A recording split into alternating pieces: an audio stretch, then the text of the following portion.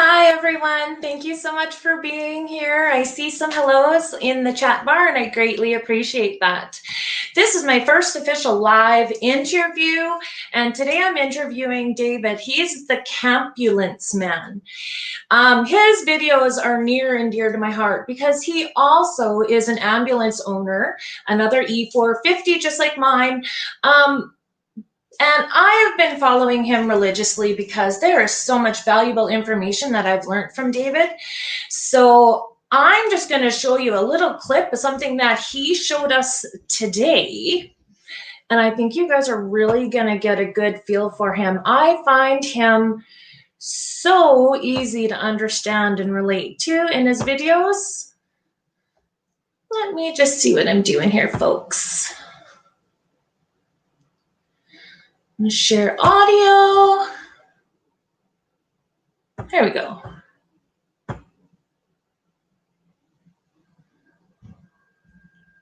I'm going to be talking about what I did here. I have two separate systems. Hey, Sarah from Amaze here. What? To support a great cause, we are giving you the chance to win a Okay, I think that was a glitch. All right, I'm just going to bring David up and let's just let him talk for himself. Hey, Hi, David, how are you? Hi, Paula. Hi, everybody. Where are you at today? Colorado, just outside of Leadville. I think this area is called Dunn Ditch or Dunn Creek, D-U-N-N. Probably named after some mine that used to be near here, I'm guessing. And is that one of the various places you've traveled to? Like, are you originally from there or visiting? Oh, no, this is just somewhere that I'm spending some time because it's cool weather here in the summer. Yeah. Yeah.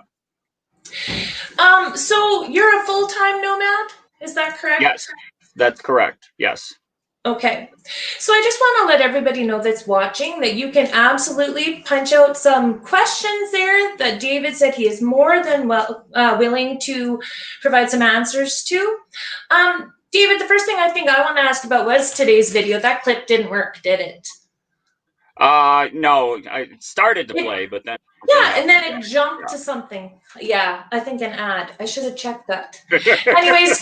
You need YouTube Premium. I need you to do a YouTube video on that so that I can do a better job.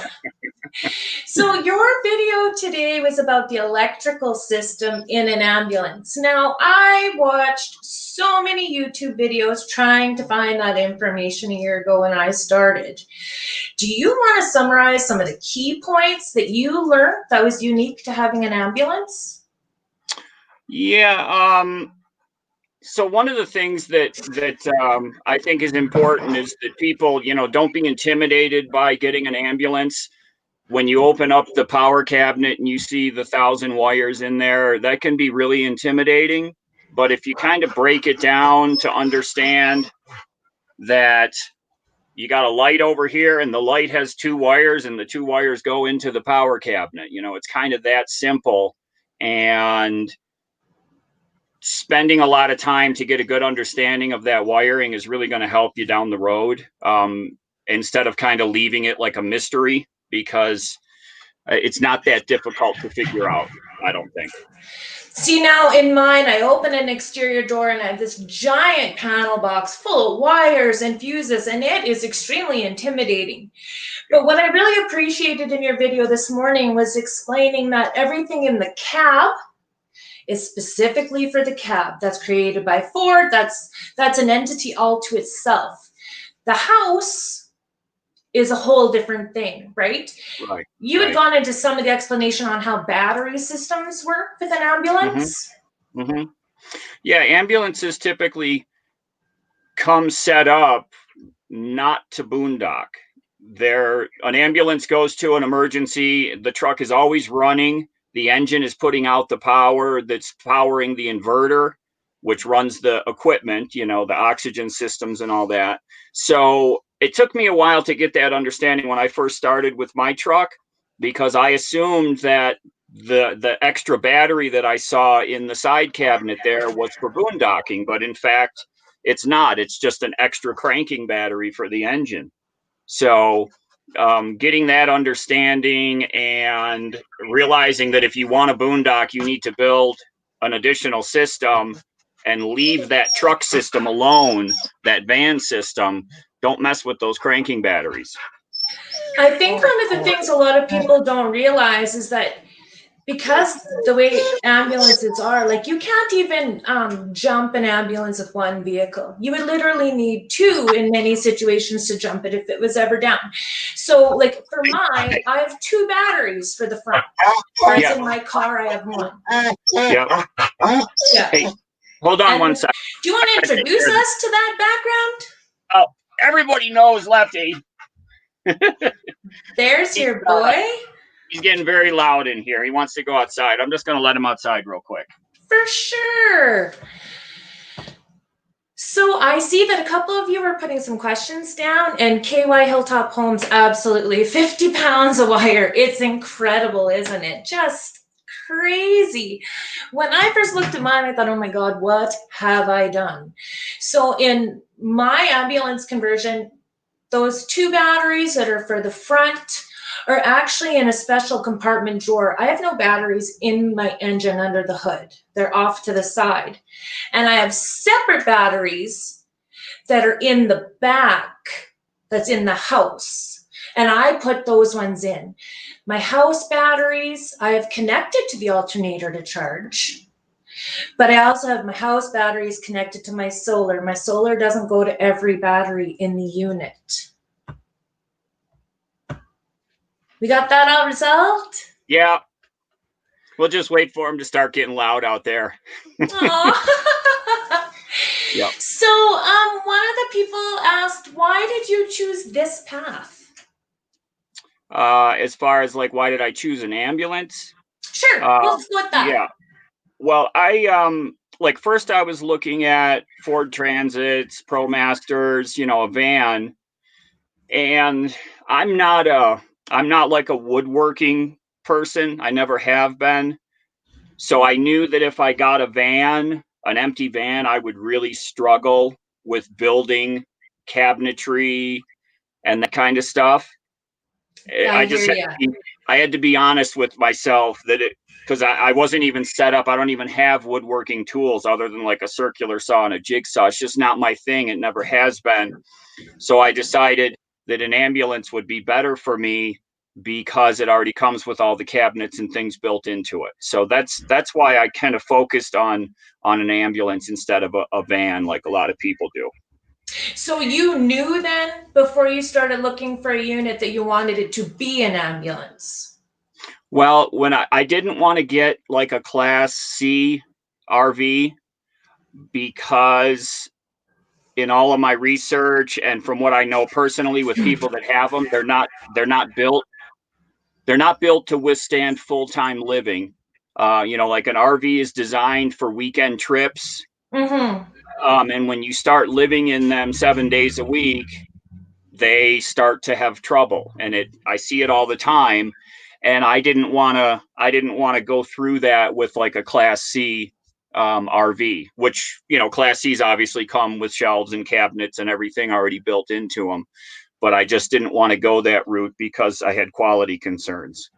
Mm-hmm. And I've only taken a couple things out of mine, but my gosh, everything is so secured in there. It is literally difficult to take things apart. Oh yeah. A good example, I was taking off a panel right over here. I needed to see behind it what was there. And this was just a wood panel. Mm-hmm. And there were 32 screws holding this panel on. It had the aluminum beauty trim down the side, so there was a whole bunch of screws there, and then the panel itself had a bunch of screws, 32 screws to take down a non-load bearing piece of wood that was just covering up some empty space. So that's a good example of how well built they are. Yeah that's definitely something. Now back to you said you didn't want a Class C, so you didn't necessarily know you wanted an ambulance. So what were some of the criteria points that were the most important when you were looking for something? Well, I wanted to have something that was not going to be too expensive. Mm-hmm. And, ambulances, decommissioned ambulances can be found for what I think is a good price for what you're getting. And I wanted something that had dependability and plenty of power and some off-road capability, that I cannot be afraid to go over rocks and dirt roads and things like that. So an ambulance kind of checked a lot of those boxes, because what I have here is basically a Super Duty truck with a 7.3 Power Stroke turbo diesel that has a dually rear end, Mm-hmm. and it only cost me $6,000. So it's a lot of truck for that amount of money. And okay, how many sorry, Canadian here. How many miles was it again? 85,000. Wow, that's Yeah. really low, Yeah. especially for an ambulance. That's Yeah. great. Yeah. Well, a lot of ambulances have low miles but high hours because they do a lot of sitting and idling. How do you know how many hours is on one? Most of them have an hour meter. Where is that? Mine was in the center console. Didn't work, but there was one. See, I haven't seen anything like that, and I have a ridiculous amount of mileage on my unit. Oh, okay. But everything's in kilometers. I guess if it was in miles, I worked it out, because it sounds like less when I say it in miles. It's like 260,000 miles. Like, it's got a lot, but mine's only the 6-liter. Oh, right? Mine's a okay. 2005. And I didn't know anything about that until I purchased it. And then, I joined some Facebook groups for ambulance owners, and everyone's talking about the diesel 7.3. Yeah. So then I was like, oh my gosh, did I make a bad decision?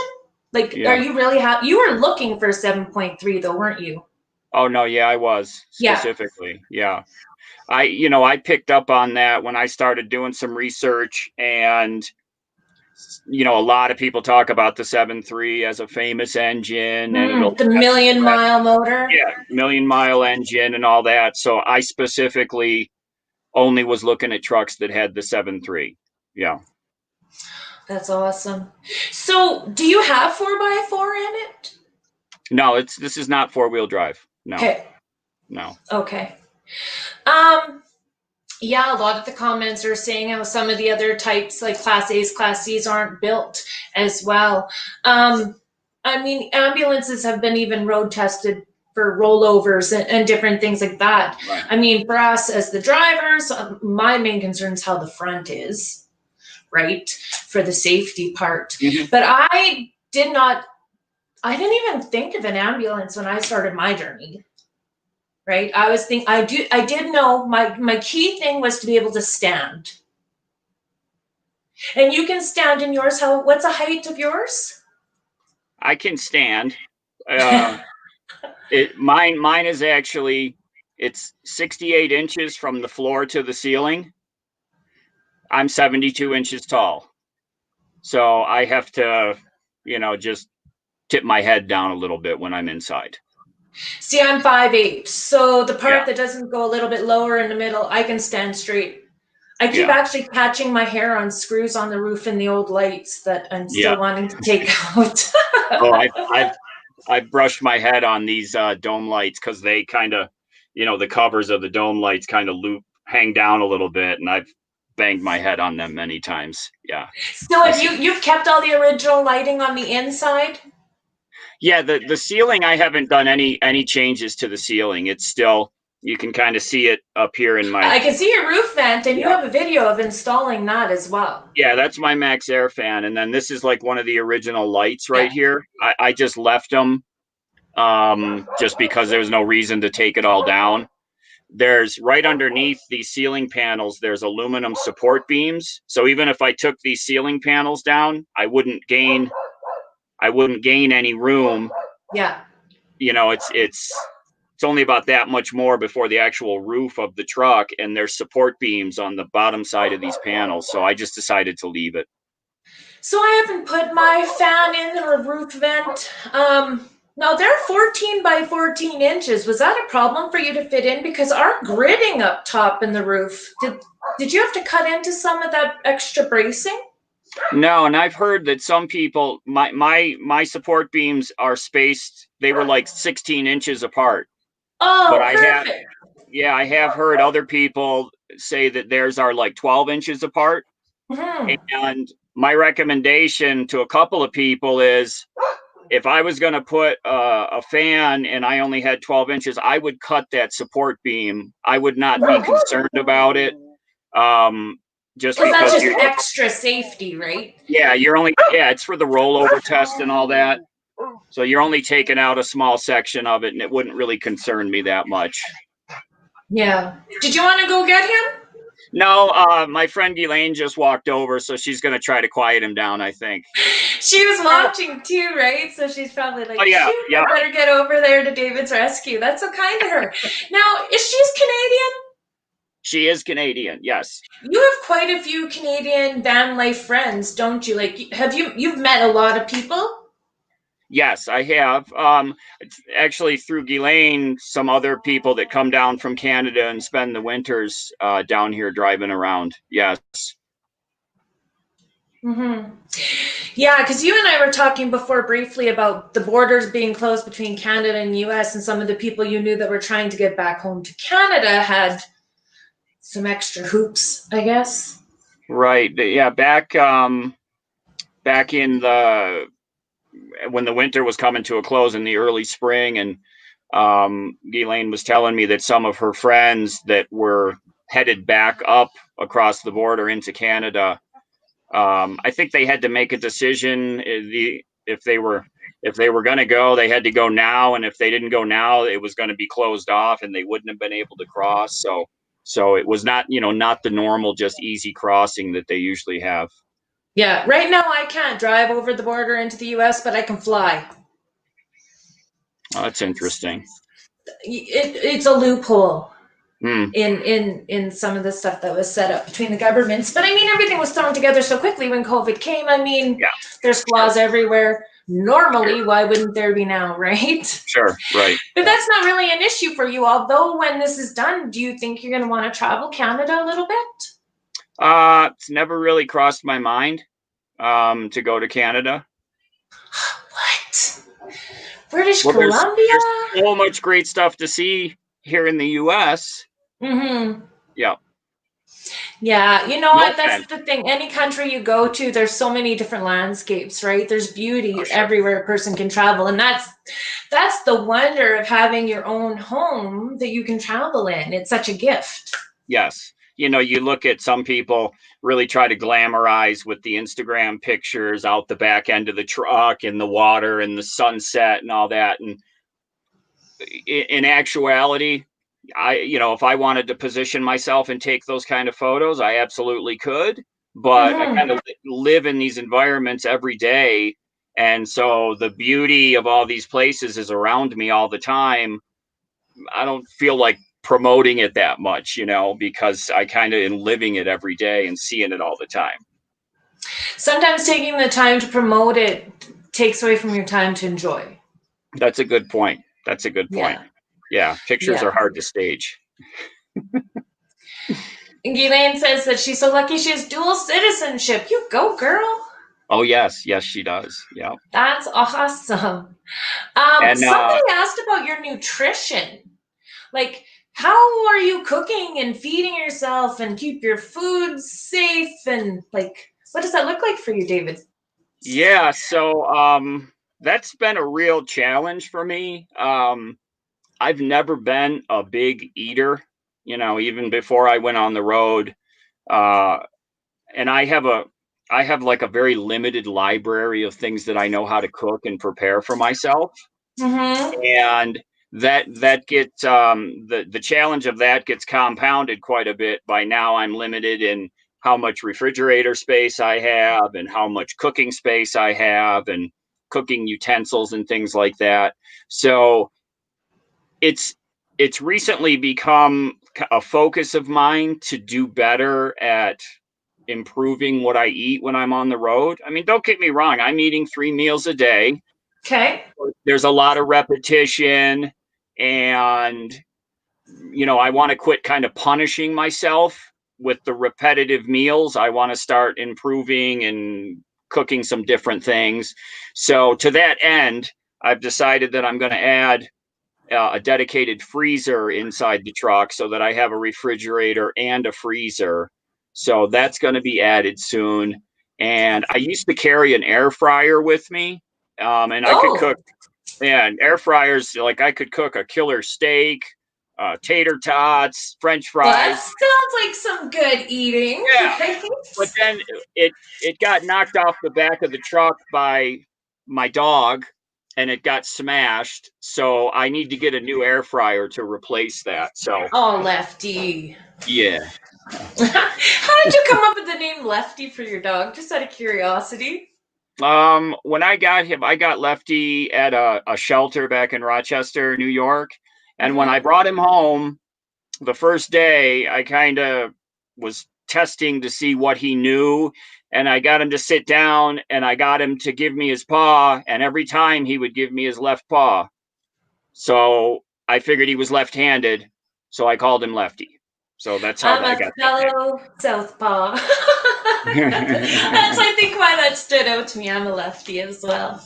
Yeah. Someone commented that you can tell you're so skinny. So I think some people are concerned about if you're eating well or not. Yeah. No, it's I've never been a big eater and I've always been kind of trim and skinny. Mm-hmm. Um, so I don't have anything else to do out here except cook good food. So I've decided to kind of focus on that. Good stuff. Yeah. So I don't remember, what kind of fridge do you have in your unit? It's an Alpha Cool 58 quart refrigerator. Okay. So you have that plugged into a lighter socket, right? A I've got 12 it volt. hardwired, 12 volt hardwired. Oh, okay. Yeah. Very nice. How many liters again? It's 58 quarts. I don't know how Oh, many liters that is. Sorry. well, here we go. Speaking different languages. Yep. I mean, I have a little one. Mine's only 18 liters. So, like, it's small and I can use it as a freezer or I can use it as a fridge. Right, and mine's the same. It's one or the other, and Yeah. obviously I use it as a refrigerator, and it's it's a good size. It's a pretty big one, but I do have room in here to put a freezer. So I was actually just looking last night at what kind of freezer I want to buy. It's probably going to be about a $300 purchase, and then use it as a dedicated freezer. Mm-hmm. But don't be concerned about me being skinny, everybody. I've always been this way. It's a matter of being healthy, right? We all have different body types and stuff. Honestly, I shouldn't be my size for how little I eat. Let's just say, Oh yeah, right? yeah. So, I mean, to each Well, their own, right? it's funny when I went back to New York recently and I was visiting my family, I I I got on their scale, which I never get on a scale. I got on my scale and I went, "Oh my gosh, I had lost like 20 pounds since I'd been on Oh, the road." So I said, "Okay."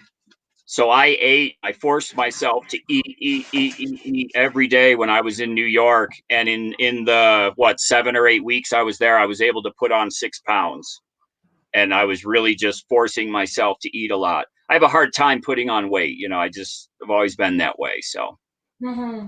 yeah. In the bit of traveling I've done, I tend to do a lot of sandwiches, and I don't think full time that would have worked very well. I No, make my coffee. sandwiches. That's my priority. Yeah, I got tired of sandwiches really quick, really quick. I go through Yeah. phases. Like I go through for like right now I'm on a hamburger phase. I eat a lot of Mm. hamburgers and sausages, and so I go through kind of these phases till I get tired of it, and then I switch to something else. Kind of funny. I really didn't think that this interview was going to take that turn to what your diet is. But it's a good question. It is, and I know even putting foods in my cupboards, like a loaf of bread, when it's hot, it gets hot, yeah, yeah, right? Is yep. your ambulance insulated? Is there insulation throughout it that came with it? Yes, yeah. The walls have insulation in them. The walls are, I'm gonna say they have about a 2.5 inch gap, and they're filled with insulation. Oh, that's a Um, lot.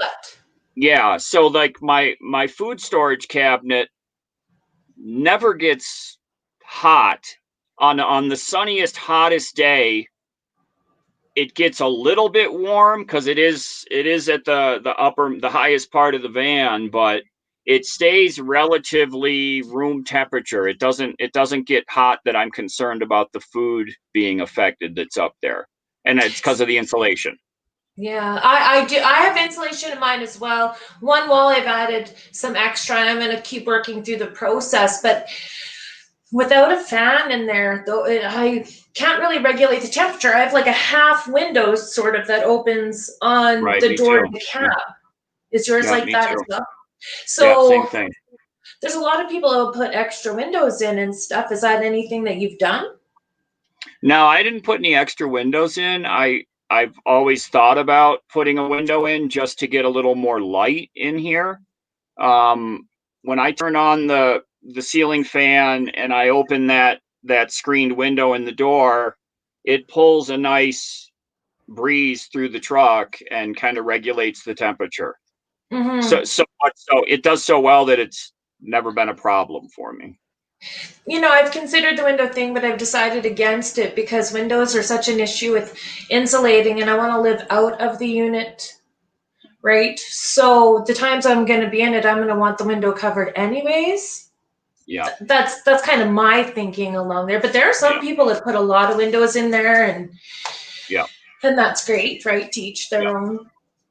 It would be nice to have another window just for more light, Mm-hmm. but not necessarily for air, just for light.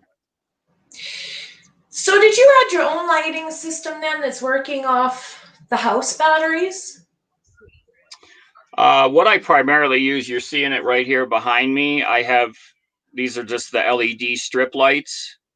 I bought a big roll of them and then affixed them to the underside of the shelves here. So that's my primary light that I use day in and day out is those LED lights, and they're wired in 12 volt to my house batteries. Yeah, they use very little power. Yeah. Yeah. You sound like did you have a history of working with electrical stuff, or how do you know how to do all this? Well, I guess I've just always done it. I actually, back before I went to college, I used to install car audio systems. Now this is in the 80s. So back into the 80s, I've always been doing like automotive wiring. So I have a good understanding of how to do it, I guess. So that helped me out a lot when I started working on this truck. Mm-hmm. Yeah, kind of take those skills throughout life and bring it in, right? Yep. Right. Yeah. Right. Exactly. I want to see if I can try to pull up a clip. So please, patience with me. For those that are in the chat, there's a lot of stuff that I haven't been mentioning everybody's names. I'm kind of really focusing here on David and his story and trying to learn as much as I can from him. So don't take it personal if I don't shout out your names, but when I'm seeing some questions, I have been bringing them up for David here, and he's addressed a few on his own too. Okay. Patience, here I go. I'm going to try to pull something up. So help me if an ad pops up again.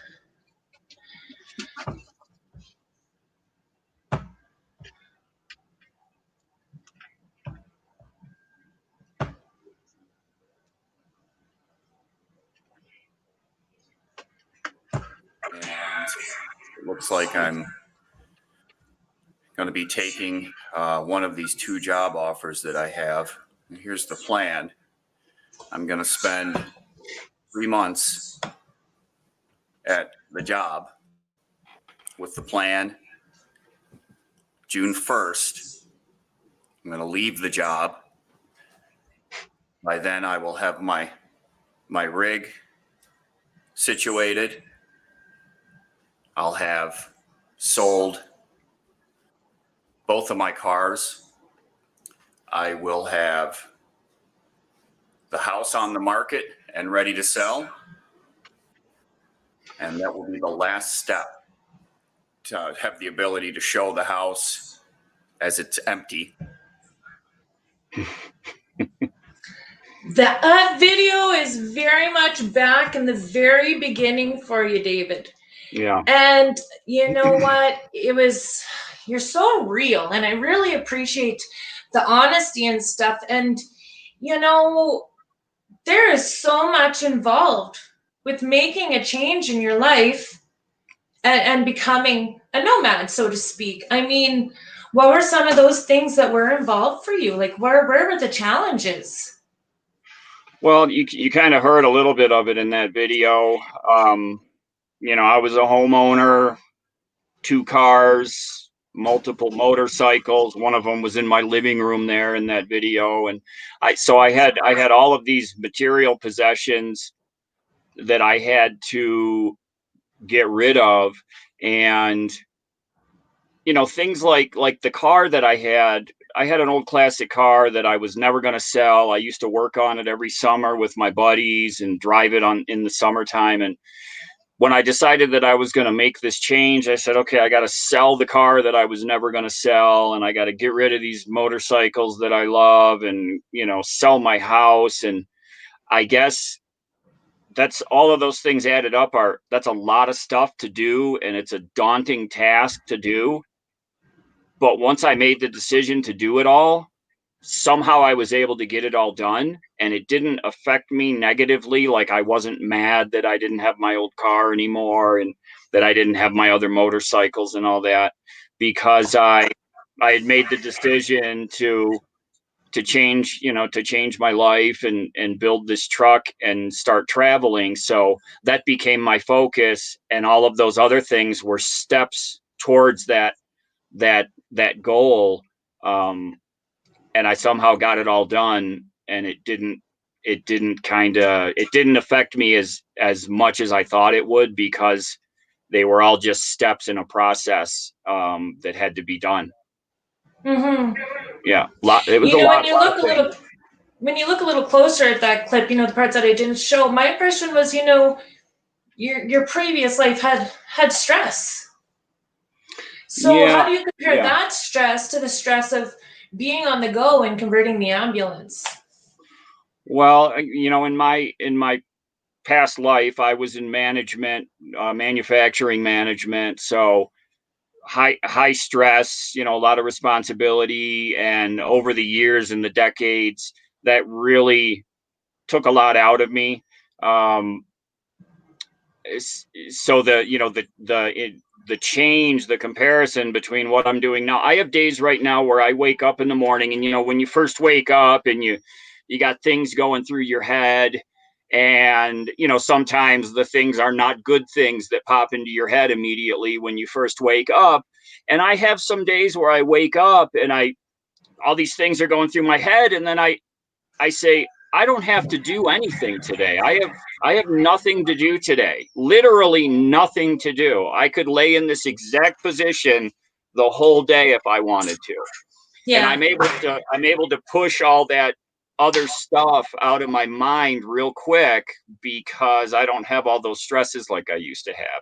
I think it's kind of ingrained in my brain that I have all these things that I think about, and life stresses and all that. And it's taken me many months, and I still to this day am trying to keep all that stuff pushed out of my head, because I don't have those same stresses anymore like I used to. Mm-hmm. Very different way of living, right? Oh yeah, very different. No comparison at all.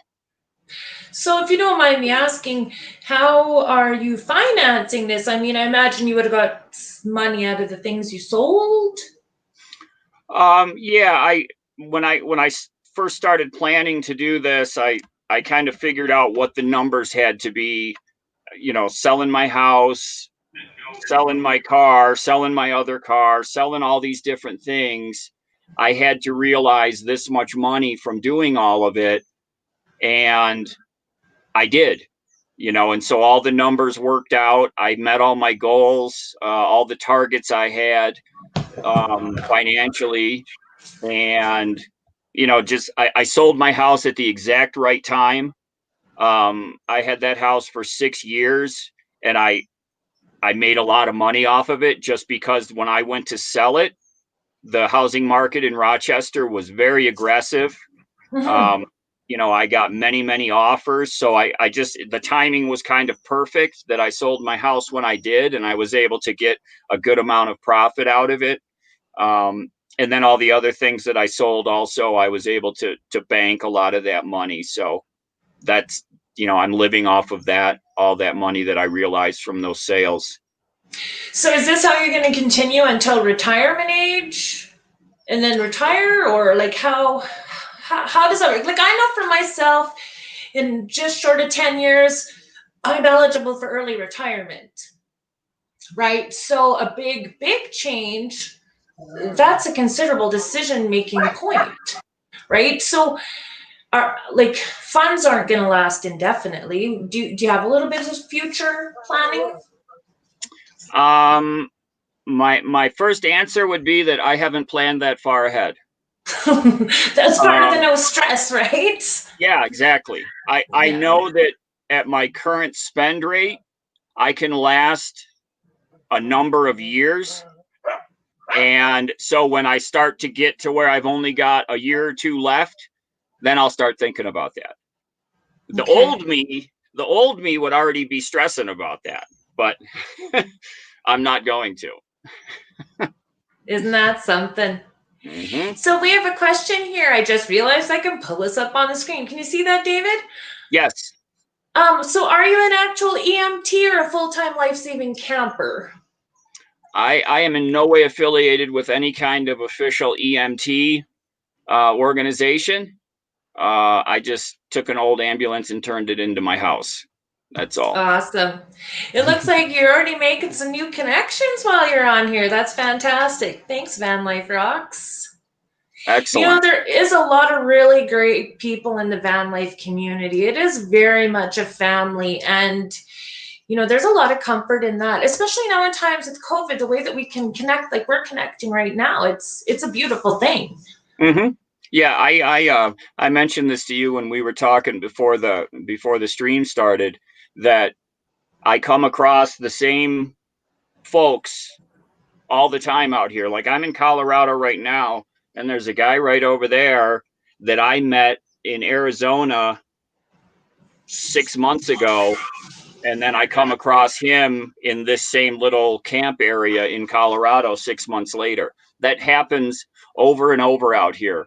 So you get a sense of, small world kind of thing, because you keep seeing these same people, good people, and you keep running. Yeah. So this is obviously one of your subscribers. He says he is so much happier now. You can tell in his videos, and you really can. Like, I feel like you get a little more of your personality now than at the beginning. Yeah, that's not surprising to hear. Like, when we were just watching that clip of me, I was shaking my head because I can remember what I was feeling like at that time, and very downtrodden and beat up and unsure about what I was doing. And yeah, look at me now. I know, isn't it fantastic? And that's the gift sometimes in doing these videos and stuff. You can look at how far you've come, and anytime you have a day that you forget to appreciate your life, you just take that look back and go, wow, go watch one of my old videos. Yeah. Oof. Yeah. I think it's cool. I think we got another question here. Is there any time frame you choose to return home to do upgrades or to get back on the road? Well, you sold your home. So where do you do your upgrades in your van? Ambulance, van, camper, blah, blah. Well, I was, I went back to New York to visit my folks, my parents, and God bless them, they let me make all kinds of racket out in their driveway working on my truck when I'm there. So, my plan is, I think probably about the same time of year next year, I'm going to head back to New York again. And try to make that kind of a repeating cycle where every year I go back and visit and do upgrades. Now, just because I'm on the road doesn't mean I can't do upgrades on the truck. Since I was on the road last year when I started, I put the solar system on, I put the refrigerator in, A lot of things have been done since I've been on the road. It has its challenges, but excuse me, it can be done. It is nice though, like being at a location like my parents' house where I can order 50 things off of Amazon and they show up at the door the next day. That's one of the challenges about being out here on the road is being able to get equipment and parts and things like that in for the upgrades. Yeah, there's a great place in town here in Leadville, a little shipping place called B&B Shipping. So you can have your packages sent there, and they charge you $3.50 as a handling fee. So you just go in there and get your packages from Amazon or UPS, FedEx, whatever. So, and there's one of those shipping places in most every town. This comment says it's really nice to see you laugh, to hear you laugh. You didn't do that as much before. and I'm sure that's true, but it's also really hard to get used to being in front of a camera. Yeah, definitely.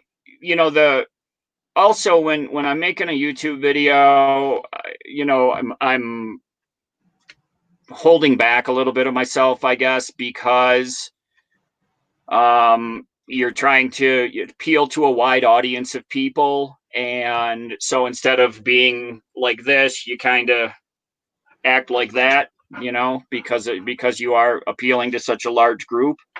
But I feel like over time I've gotten more used to talking to the camera and probably letting a little bit of more of myself come through.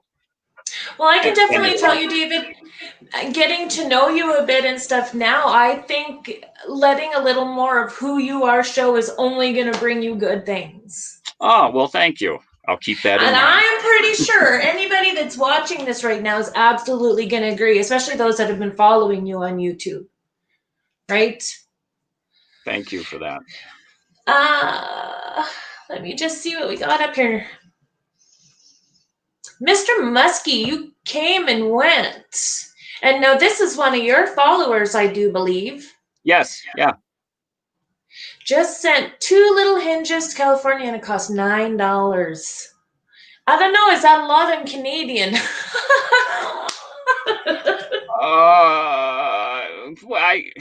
If he's referring to it cost him that much postage to send a couple hinges, it's a little pricey. That's pricey. Yeah. Yeah. He also says, you're a star now. If you weren't a star before, you're definitely now that you're on Vida Travels, my friend.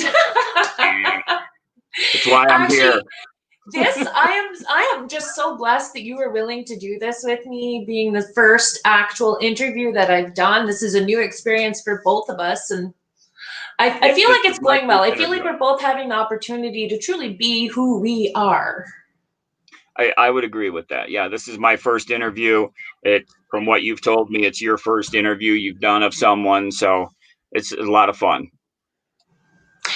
So you have this question to you, David. How do subscribers send you gifts? Is that something that's been happening, or how would they do that? Actually, I did. I received a box from a gentleman named Bob. He sent me, it was a camera mount. I was talking about putting my action cam on a chesty camera mount, and he said he's got one and was willing to send it to me because he wasn't using it.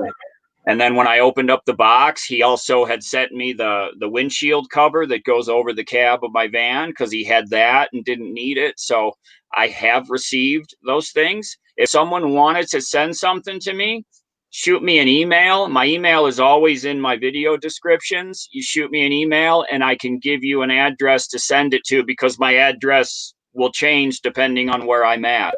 So the best way is to send me an email and I could give you the address where to send it to. Good to know. Thank you. So we haven't heard from Lefty in a little while. Is he okay?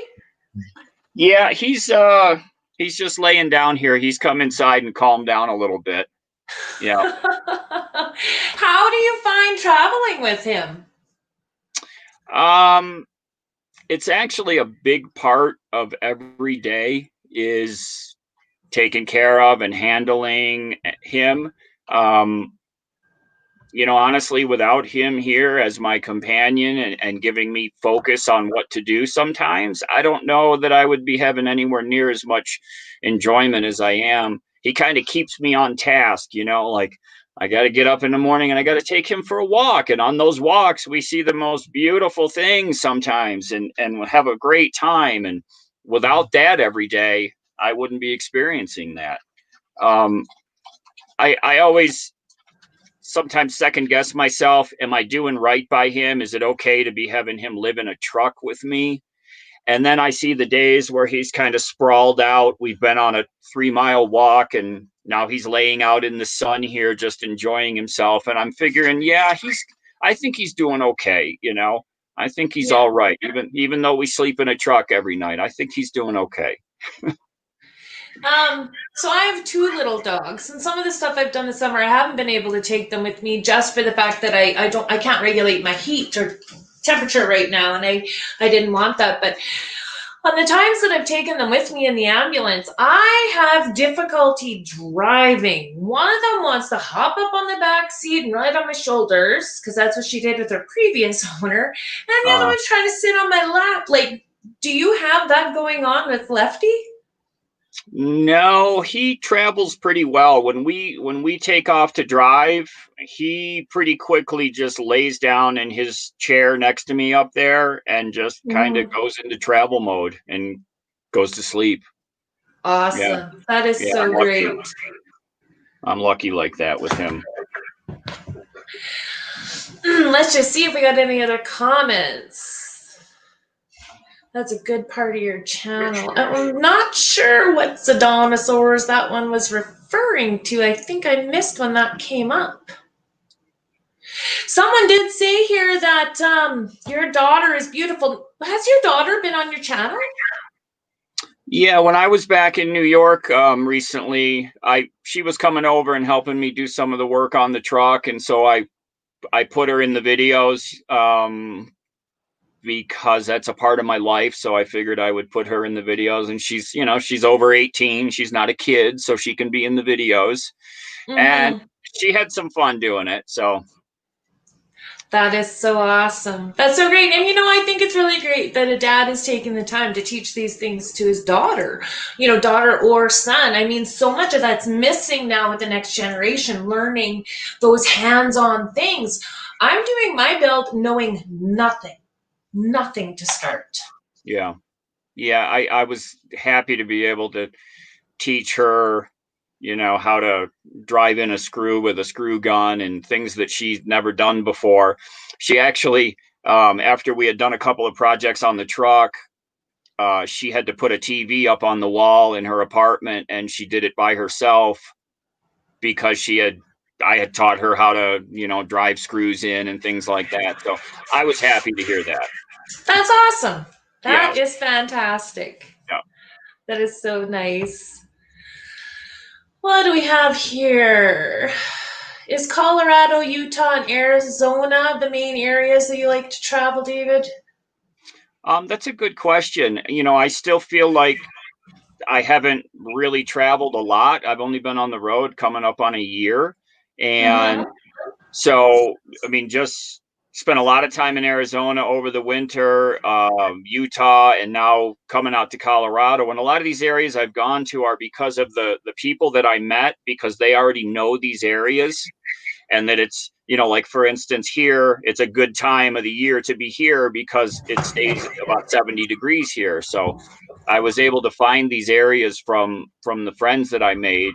Otherwise, I would have had a lot more trouble trying to discover where to go, what time of the year to be in the right place, So I'm sorry, go ahead. I live right in the middle of Canada. So for major weather, like worldwide kind of weather things, we are pretty fortunate and sheltered from that. The States I'm not familiar with. Are those places fairly central as well? Like you don't have the big hurricanes and anything coming near you, do you? Or well, like Arizona is the Southwest US. Colorado and Utah are more north, central west, I'm going to say. and adverse weather in these areas right here, the hurricane or the tornadoes are over there towards the east a little more, and the hurricanes are down south at the Gulf, in the Florida area. So these states right here don't really get that kind of extreme weather, hopefully.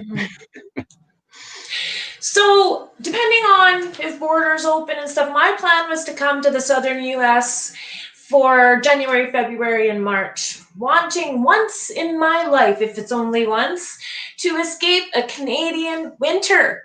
And I was thinking of going to Quartzsite, Arizona at the RTR. Is that something that you've done or are going to do?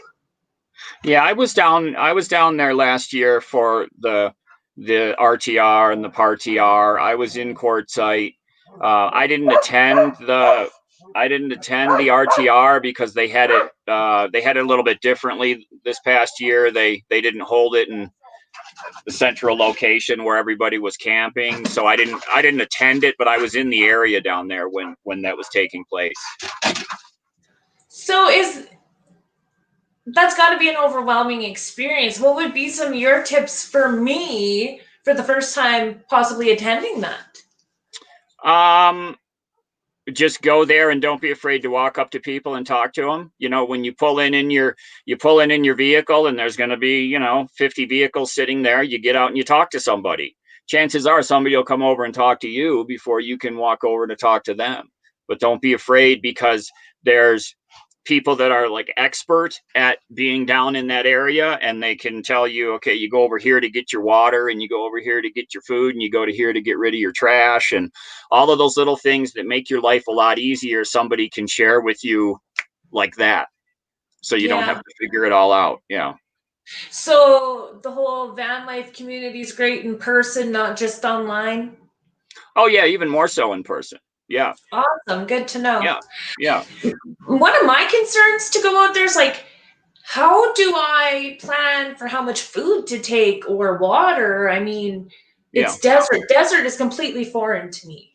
Well, you're not far away from water sources where you can go and refill your water tanks, and you're near a town that has grocery stores. So what I typically do is I stock up with enough water and food to last me 2 weeks, because that's the most I'm ever going to go out.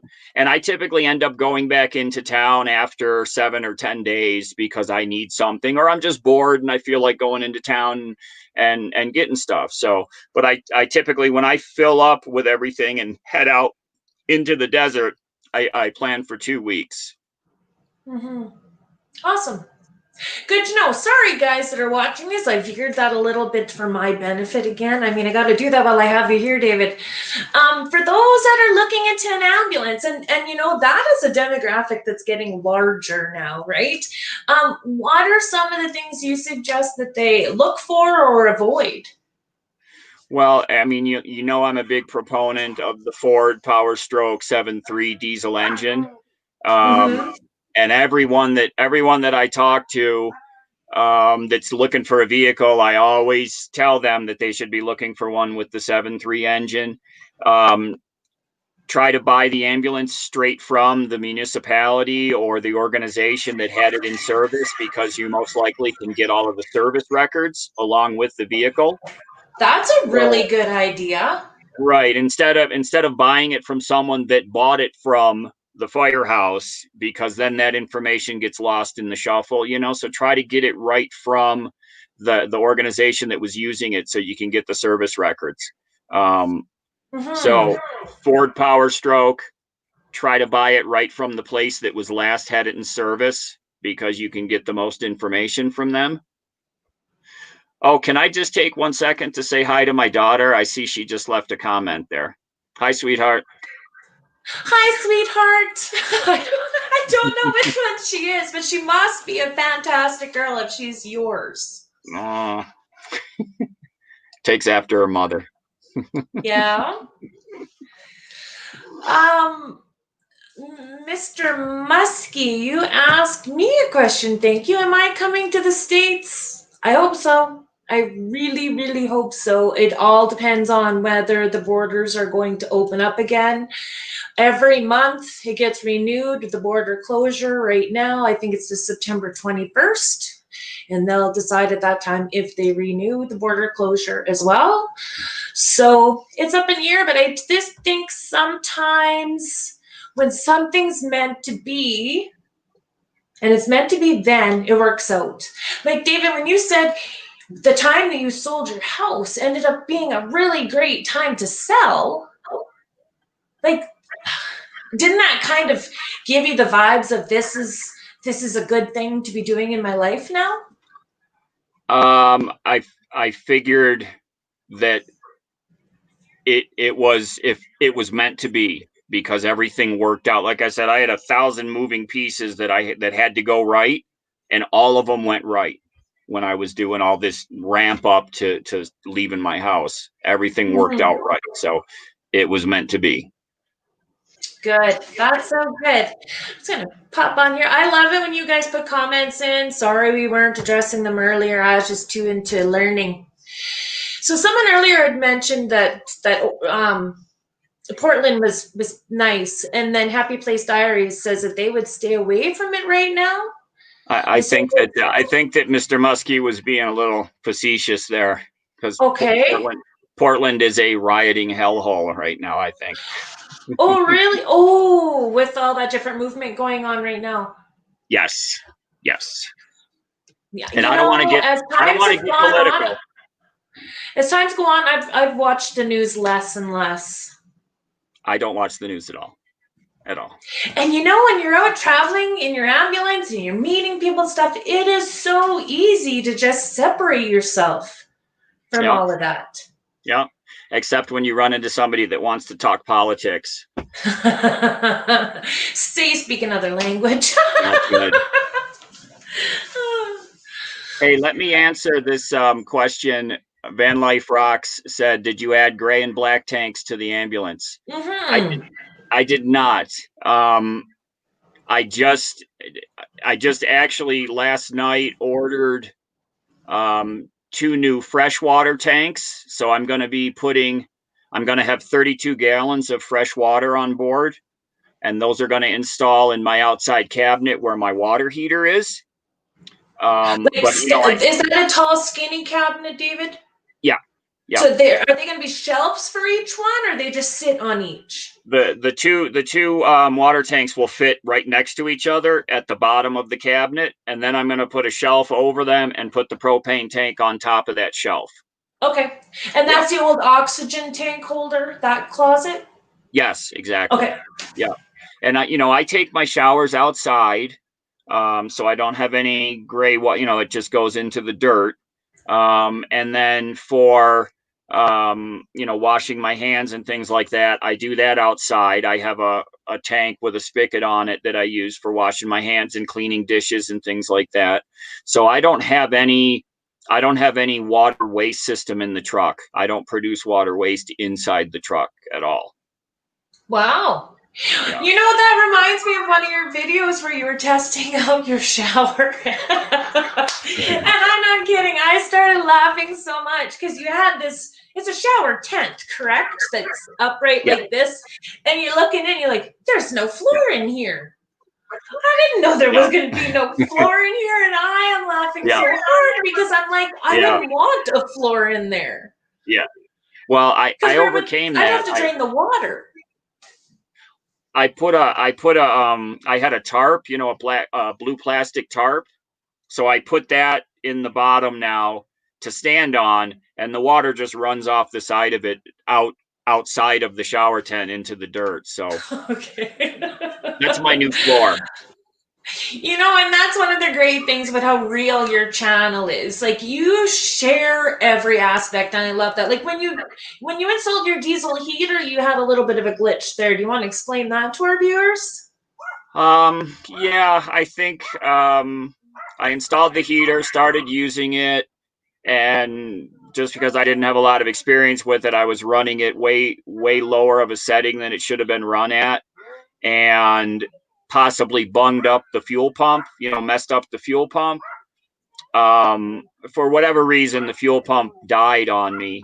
And so I ordered a new fuel pump, as a troubleshooting And this is the fuel pump method. for the diesel heater. Right, exactly. Okay. Yeah, it's a little clacker fuel pump, they're called. Just as a troubleshooting method, because I wasn't hearing it make any noise. So I put the new one in and immediately started working again. So I knew that the pump had gone bad. Why? I don't know. It could have been because of the way I was running it, or it could have just gotten some debris in it. I don't know, but that's behind me now. That has been corrected. And A melted it works hose now. is coming to my mind. What was that? Oh yeah, that's yeah.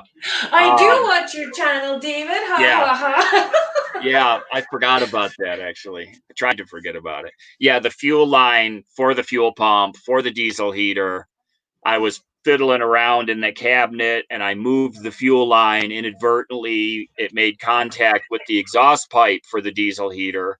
So when I ran the heater next and it got hot, it melted the fuel line and started spraying diesel fuel all over the hot exhaust pipe, making a bunch of smoke, and that's how I figured out something was wrong. And that's been fixed too. See, and I know you don't like looking back at it, but again, like at some point I will be putting a diesel tank, like a diesel heater in, and I'm going to go back and rewatch those videos of yours probably a couple times over, because I think that is so beneficial for someone that's learning how to do this. So I appreciate that you share that. Yeah, and that's why I do it. I mean, when I first started making videos all along, it's been just to help other people do what I'm doing. I have some fun making the videos too and editing them. It's kind of fun, but it's mainly to help people so they don't have trouble. Because sometimes I run into some trouble and I don't want other people to go through the same thing that I do. So we have a question down there. Did you want to address that? Are you going to connect the little diesel tank to the main line? Yes, it's been on my list for a while, and I've committed to getting it done before the winter comes, when I'm going to need the heater. It sounds like an easy thing to do, and it is, except where I'm going to tap into the main fuel tank, I have to basically run the truck just about empty before I can do the work. And that's harder than it may sound like when I'm out on the road, to have to run the truck out of fuel so that I can do this modification. So yeah, but even the fumes, David, like that's I think it would be quite a big thing where something potentially could happen that's not in your favor. Yeah, and I'm also modifying the fuel tank for the truck. So, the last thing I want to do is screw that up and the truck won't run anymore, So it sounds like an easy task, but it is kind of involved. But I committed to getting it done before the winter comes. That's awesome, because you got Colorado area, there's snow and stuff there too, right? Well, but we're gonna leave here way before that. Oh, and then you're going to go farther south, probably Yeah. Arizona then? Yeah. Yep.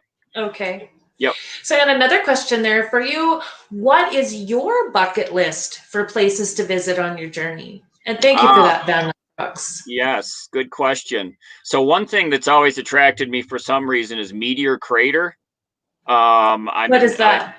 It's out in the middle of nowhere where a big meteor hit, I don't know how many billions of years ago, and left a big hole in the ground. And I've always been attracted to that for some reason. And I want to go there and see it myself, even though it's just it's just a bowl shaped dip in the ground. But I want to go see that for some reason.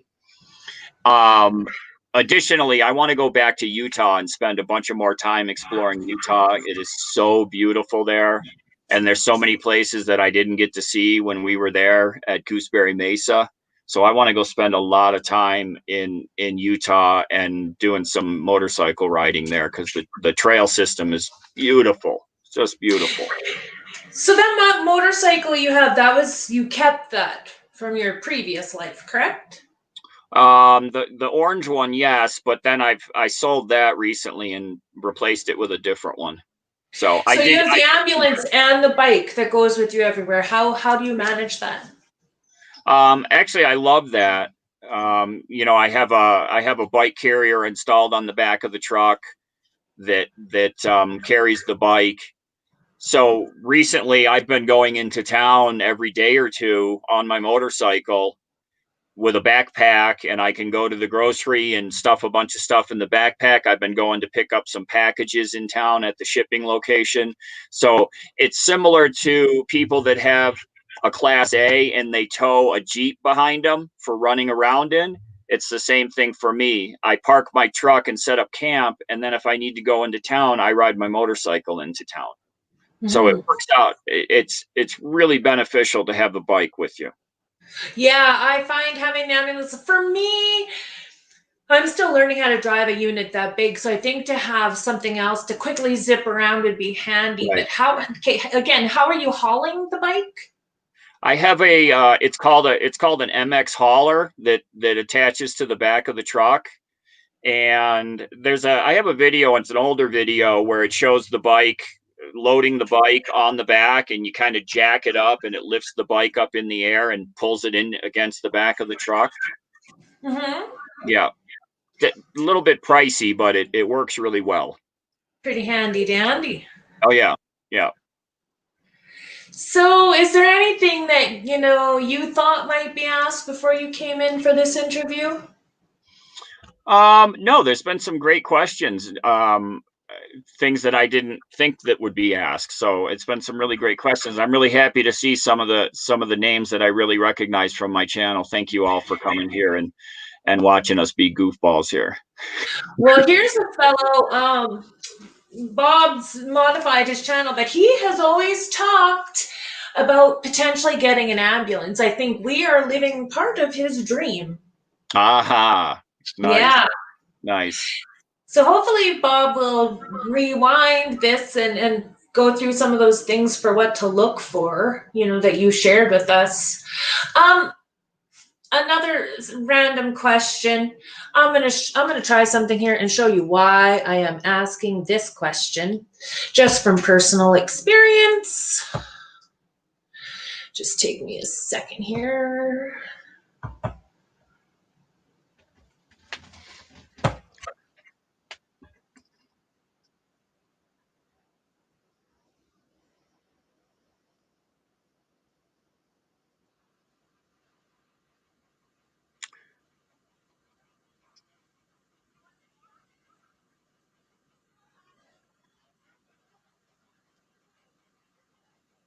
Oh dear.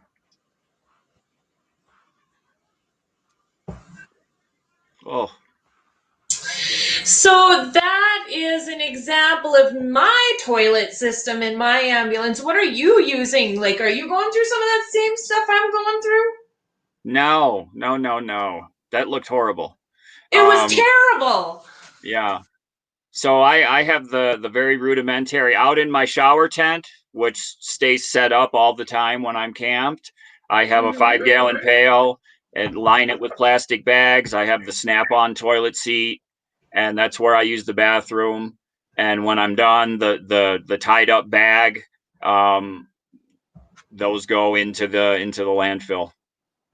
That's it. Just simpler. Yeah. Some people build toilets and stuff into their rigs. And for me, I didn't want to sacrifice that much square footage for something that I use for 40 seconds a day. That just didn't seem like a good trade-off to me. Because the space in here is valuable. No sound. Was there no sound on that clip? No, I didn't hear any. I didn't hear any sound on the clip. No. I forgot to click share audio on that. The sound of but I think the video probably spoke for itself, didn't it? Yeah, we didn't need to hear the lurching sounds, I think. I was like, stop filming, stop filming. And that's some of the real reality, right, to this life and the learning and yeah. Well, yeah, I mean, what I just described, at first I was like, ugh, but now it's not even a thing, I every day and it's done and I forget about it, and it costs you like $4 for the snap-on toilet seat. That's about it. Well, you got a new fan in me, says Van Life Rocks. And Awesome. he's a Canadian van lifer too. So, the things that you do with the winterizing kinds of stuff too, like all across the continent, that's important, right? The topics on the insulation, the heating, the cooling. I mean, for those of us that are Canadian, this is good stuff for us too. Mm-hmm. Yeah. Yeah, the air conditioner that I installed when I was back in New York, it really came into play when we were driving back across the country out here because it was, in the 90s going across the middle of the country. And when you pull in to a rest area for the night and it's 90 something degrees out, being able to turn on the air conditioner, it was just a godsend, to really cool the truck down immediately and so comfortable, because driving in that kind of heat is really tough to relax. So that air conditioner was beautiful to have. Okay, so now I have a big question. How in the hell are you running an air conditioner in there? What's your Well, solar and battery capacity? it's because I have 1140 watts of solar panels. I have 300 amp hours of battery. So when I run the air conditioner, if I want to run it for a long time, I need to have good sunlight or my batteries will start to go down. I mean, the batteries can run it. It's only 410 watts, the air conditioner. My vacuum cleaner is more wattage than my air conditioner. Really? Yeah. So it'll pull the batteries down, but if the sun is on the panels, the batteries will stay at 100% and the solar panels run the air conditioner. So it's a trade-off. If you want to run it at night, you're going to run the batteries down. But if you run it during the day when the sun's out, that's no problem. Basically, though, you just needed to cool the temperature down so you can go to sleep. Because Right. the external temperature starts to go down. I find in my ambulance, it takes longer to cool the unit down at night, but it stays cooler into the morning. Yeah. Yep. Yeah. Yeah. Like right now here in Colorado, it gets down in the upper 30s at night. And when I wake up in the morning, 7, 8 a.m., it's cold inside the truck because I'm not running the heater or anything for that No. temperature. I'm not going to turn the heater on, but it'll be cold in the truck. You go outside and the sun's up and it's already, in the 60s outside, but it's still 42 degrees inside the truck because the insulation's keeping all the cold in. Yeah. Yeah. Well, I would really like it if you could keep in touch with me after. I'm going to have to go back and look at the video about your air conditioner. You have one probably about installing that one because I it's do. 400 and some watts, you said? Yeah, 410, something like that. Yeah. Well, that is good. Like even for heaters, to find a heater under 1800 watts is a challenge, I find. Well, electric heaters. Yeah, they're Yeah. very, very power hungry. Well, Electric and your heaters. air conditioner's power. But you also carry a generator with you, right? Yes. Right. I have a WEN, it's a 2000 watt generator that I originally brought with me because when I first hit the road, I didn't have the solar system on the truck yet. I just had the inverter and the batteries and all that. So I was using that generator like every day to recharge my batteries. Then once I got the solar system installed, the generator is collecting cobwebs in my cabinet. I've pulled it out a few times when we've had several days in a row of rainy, cloudy skies. Mm-hmm. But for the most part, it's there for an emergency, and I still carry it and I always will carry it. It's there for an emergency. Well, and that's one of the things a person's got to learn too when you start this journey and you're doing a conversion. It's like everything costs money. I know at the beginning for myself, I did everything as cheap as I possibly can, right? On a budget, the whole works. And then it's like, oh, well, there was a better way of doing that. If I would have just saved a little longer, then I could have actually spent less money in the end. Yeah. And I think that solar is probably an example of where its value is definitely there earlier than later. Yeah.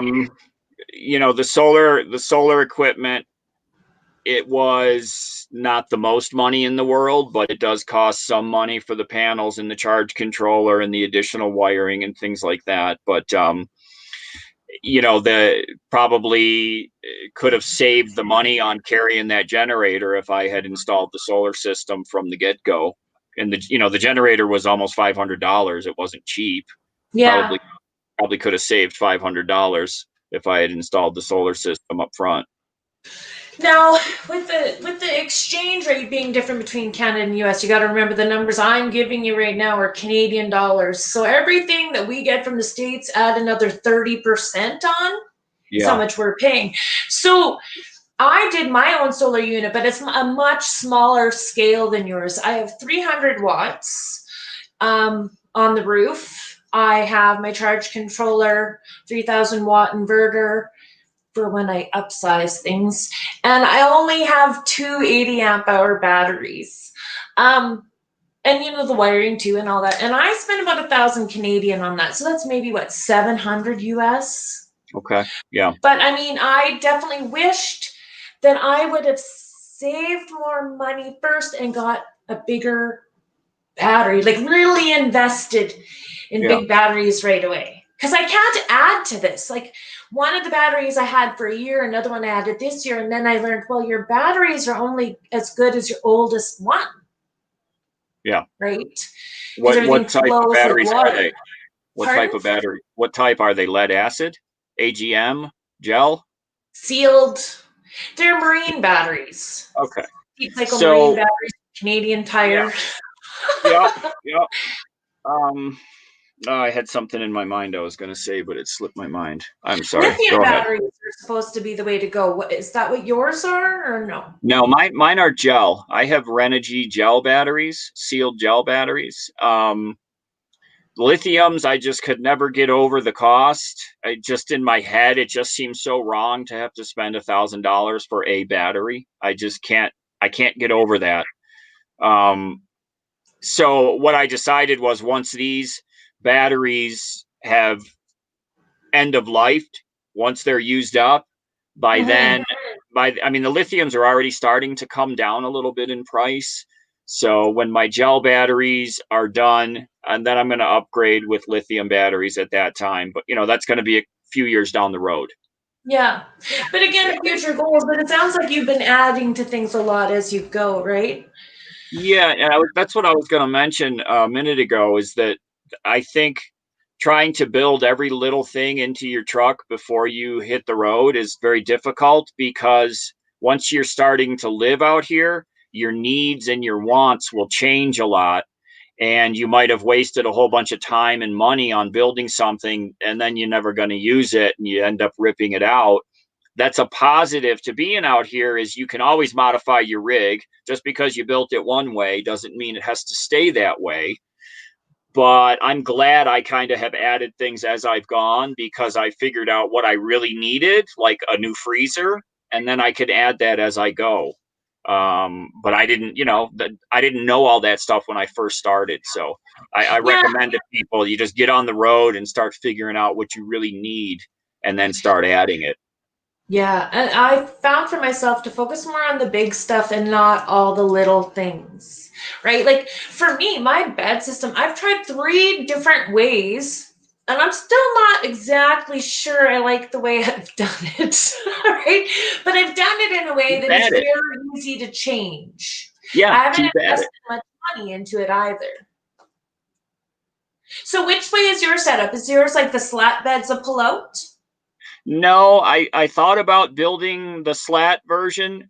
I didn't know about the slat version when I designed the way my bed is. Mine is it's on a hinge. So I lift the mattress up, the piece of wood folds out, and I drop the mattress back down. So it works for me fine. It was simple to build. All it was one piece of plywood and a piece of piano hinge. But I still may change it to the slat bed, because sometimes it frustrates me that I have to lift the mattress up to fold it out. But it for doesn't me, bother it's me. location where it is. I've had mine along the side there, Mm-hmm. but now I have one across the back. Oh. So it gives me big amounts of floor space for a table that I can set up for playing cards. Like I had 4 of us in there very comfortably, right? But still haven't officially decided, and I don't want to take any more of the shelving out because that shelving in an ambulance is amazing. Like, do yours have the gas struts on top shelves too, where it holds the shelving I don't. open? No, mine are all sliders. I don't have any that do this inside. They're all sliders. See, mine up top do both. They have the sliders, and you reach in and click in the middle, and you can lift it with the struts. Yeah. No, mine don't My have bottom ones just slide, and over Yep. my couch they just slide as well. Mm-hmm. Mm-hmm. Yeah, mine are just slides. Did you have lighting inside your shelving as well? No. I mean, it's not really useful to us. Its original use, I can see where that was fantastic, though. Yeah, there was the one cabinet where my refrigerator is had a light in there, but I could tell they had added that on. Must have been for a need that they had, like it wasn't part of the original build. But it's behind my refrigerator now, so I don't really use it. Yeah. So, okay, here's another question I have for you. Mm-hmm. My interior lights, my exterior cabinets have lights, but none of them work unless I have my vehicle running. Or am I missing something? Your outside lights? Like my outside cabinet doors, when you open them up, there's lights in there as well. Right. But all of them only work when I have my ambulance running and the main power on. Well, I've never tried it, just turning the key and turning the main power on. It should work with just the power to it and not the engine running. That's the way mine were. Is the key in the ignition at all? No, I just when the house was powered and I opened outside cabinets, the lights would come on. Okay. Yeah, I still have to play with. I know in one of your videos it showed. Well, today's video on yours was the driver's side that had the switch, correct? On this side of the seat for the front and back batteries. Yes. Right. Mine's on my passenger seat's left side. Oh. But mine says DEM batteries or DEM and conversion batteries. Interesting. I'm like, what? And when it's just DEM, I'm still getting power to my additional batteries I added. So I am charging my batteries through solar and the alternator. But I'm not exactly sure how to make sure that I'm not burning them all out. Yeah, right? that I didn't do that because I didn't want to run the gels off of my dual alternator system. And I don't need to do it, so it's just not even on my list of things, charging from the alternators. I keep my two battery systems totally separate from each other. Well, you have so much solar, my goodness, you could power half my house. That is really impressive. Yeah. I mean, you probably have excess power that you're not even storing. That you like, if you had more battery storage, you could probably be taking in a lot more with what your panels are. Oh yeah, the my charge controller throttles because I only have the 3 batteries. It could charge a whole lot more. Because your charge controller is 100 amp? 100 amp, yeah. See, and mine's only 30. Yeah. But I mean, we have very different sizes of systems. Yeah. I mean, my goodness, mine's like 20% of yours. Yeah, I mean, the charge controllers are sized based on how many panels, what your panel output is. So I had to get 100 amp to handle that much panel power. See, and the way I've set mine up is so I get another 150, so one more panel. That's, I think 450 watts is the most I personally would use, but I'd want more battery storage. Yeah. You said you've got 280 amps? Yeah, it's not a lot. No, you need more than that. And another thing that's really important when a person's looking at the solar is where you are. Like we get a lot up here in Canada, we get a lot less hours of direct sunlight that's available. Yeah. Yep. But it does make a difference. So if you're down in Arizona and you have that much, you're laughing. Oh yeah. Yeah, you hit 100% by like 9:30 a.m. Oh, awesome. Isn't that the dream? I am so jealous, David. Oh, we got a comment here. It says, he has that ambo pimped out. I don't know So about that. if we begged you to brag just even a little bit, David, what would be something you're really proud of for what you've done in your ambulance? Most proud of probably all of the electronic work that I did, because that's kind of what I had the. Let me tell you, when I first started working on my truck, it was still an ambulance. It still had stripes and sirens. The first thing I did was I installed my Android head unit stereo system in it. That was the first thing I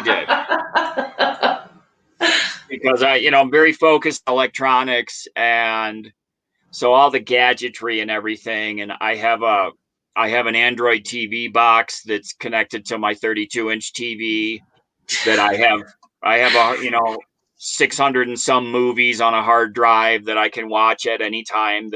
So all of that kind of stuff, I really like having that kind of comfort, and I'm proud of that stuff. Very much a man cave. Yeah. Yeah. So when he said it's pimped out, it's comfortable. It's not pimped out, it's comfortable. You're not being one of those playboys, are you? No, that's not my goal. That's not my goal. Okay. But I did warn you I might ask this question. I know that there are lots of women that watch my channel, David. Are you single? Yes, I am single. Yes, I am. You heard it here, ladies. He is potentially available, so if you love traveling, he's got the same dreams you have, and he's handy. Not very many handy guys out there anymore, I tell you. Yeah, come and live in my truck with my dog with me. You know what? You laugh, but that is the lifestyle that you have and that I'm hoping to have. This is our own personal dreams. There are a lot of people in the world that wish they could be in this position. Yeah. There's that whole freedom. There's a whole difference in how you interact in a relationship when a lot of that stress isn't there. Oh, good point. Very good point. Yeah. I think dating, though, would be hard as you're traveling, right? Like nomadic dating. Is there even such thing? Yeah, there's actually a lot of it that goes on. In any kind of dating. Yeah, in these different groups of people, I'm always coming across that, these two are now dating each other, and those two are dating each other, and so it's very common out here. I think that just like in any kind of societal group, there are some people that really crave companionship, and just because they're out driving around in a van doesn't mean that ends. They still crave companionship, and so there are people out here that their primary focus is to be in a relationship. That's just not me. That's not. And don't worry, I don't think I'm staying single. Don't worry. Lefty, make him stay single. And here's another comment: stay single. And you know what? For me too, I think, especially initially, I think being single is just going to be easier. Like, you get to decide what you want to do when you want to do it. You have all the capabilities of flying by the seat of your pants, and you don't have to be considerate of anyone else. Yeah.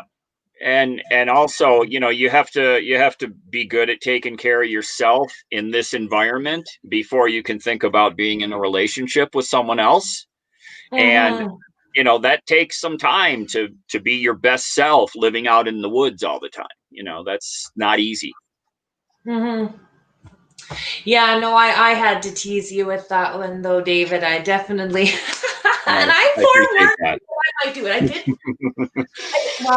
I did. Forewarned. I didn't give you a chance to say no. But some of that stuff's important to bring up because all of that is very much a part of being on the road. It gives context for sure.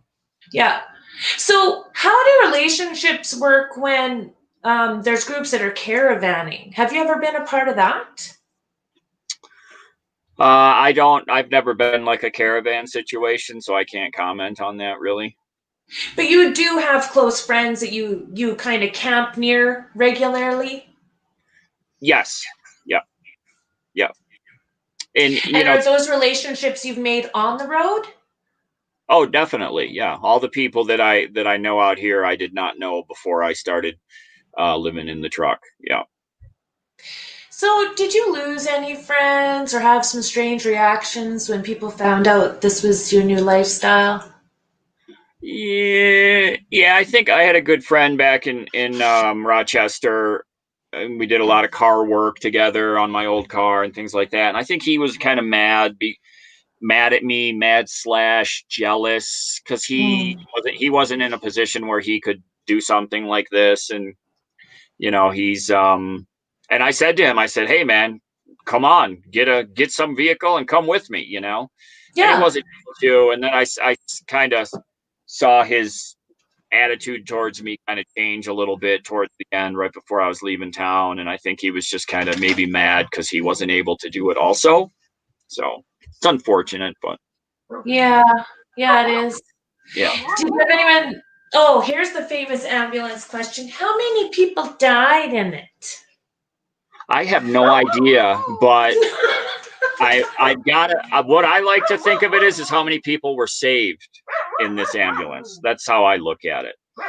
Well, Um, and the About You part on your YouTube page your page says, it saved many lives and it may have saved mine too.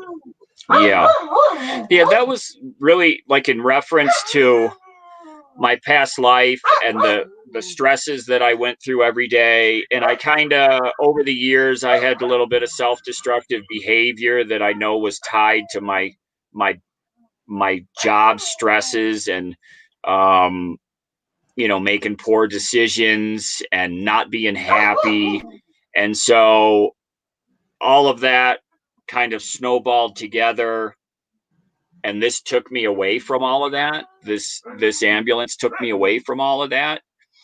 Mhm. And I'm not saying I was on a crash course to run into a bridge or anything, but my life was not always pleasant, and filled with a lot of stress. And so I'm glad to have all that kind of behind me at this point. Well, honestly, David, there are so many of us that can relate to that. I know Oh, I know. the reasoning for me in purchasing Vida was, I had a relationship end and my son was in his last year of high school and I was scared to death of empty nesting. My siblings each moved to different ends of Canada and I panicked. I was so scared, right? And especially becoming an empty nester. Mm, Everything that I did, if it wasn't work, was connected to my son, his school, his sports. When he was in wrestling, I was part of the wrestling family. I loved going to practices, not only for him, but for all the other parents that were there.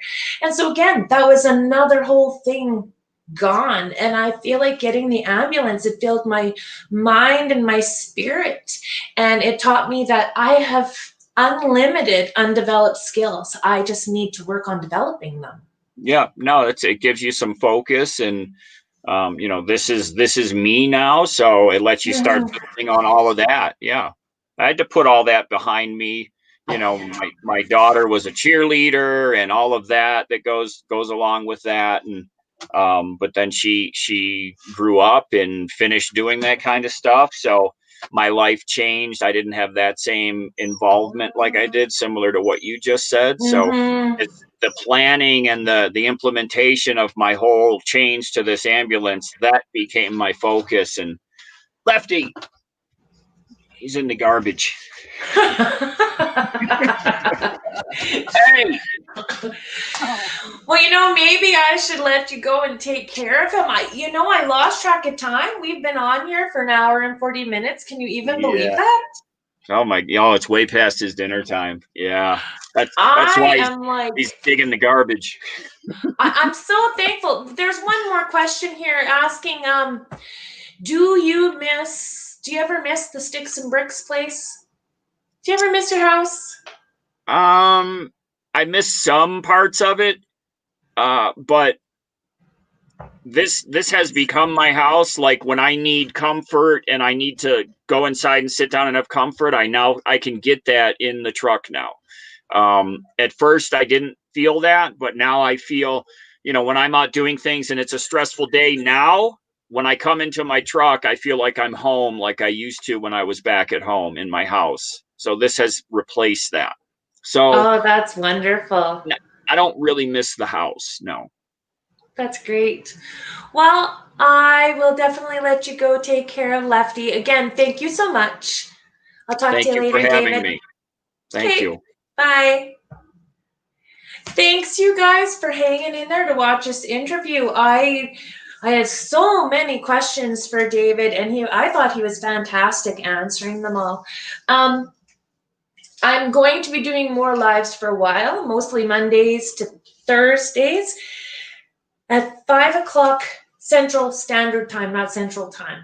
I don't know if some of you realized the timing was a little different when I started this. Basically, if you subscribe and ring the bell, you'll get a notification that comes up for when my next live is and a direct link to it, and you can set a reminder, and you'll never miss anything that way.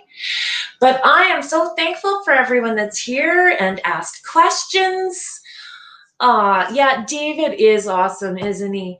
I am so glad that he came and did that interview. Information on ambulances, some of it is very much like any other van, but some, especially that electrical, you guys, it is a whole different story. And in his channel, he really breaks it down. He has diagrams on there. I mean, it could have saved me so much time if I, would have been able to access his information sooner. But I'm thankful that it's out there. So you guys, his channel is the Campulance Man. Make sure you head over there, subscribe. He's got some great stuff. I hope you guys provide me with a little bit of feedback on this, on how it went, suggestions for improvements. I noticed at the very beginning, Miss Southern Bella mentioned that I wasn't interacting with anybody that was watching. So I actually appreciated that comment because I got so much into talking to David that I didn't pay attention. Again, you guys, my very first live, so I appreciate your patience. Monday, I have Burning Up the Roads, and I think we're going to have a great chat. So I look forward to seeing you guys again soon. Much love.